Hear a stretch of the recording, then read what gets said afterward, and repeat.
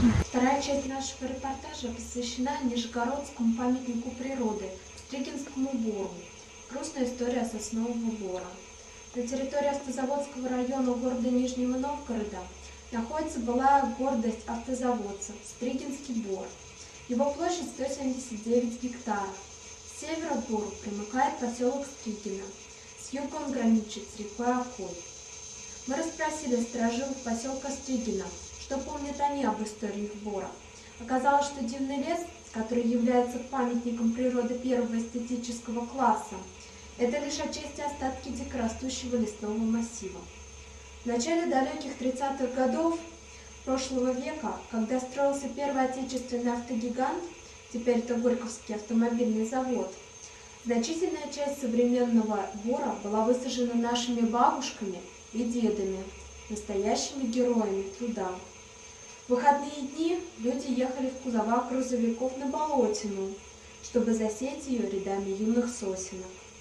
Не очень грамотные и хронически усталые первостроители мечтали о том, что не только их завод станет самым-самым, но и о том, чтобы жителям нового района города жилось здорово.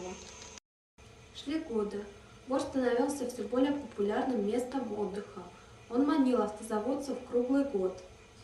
По дороге на пляж можно было насобирать пару-другую пригоршней земляники или душистой лесной малины. А животный мир. Вооруженно нажались ежи, белки, лесные грызуны. На ветвях деревьев нашлось место для гнездований разнообразных видов птиц.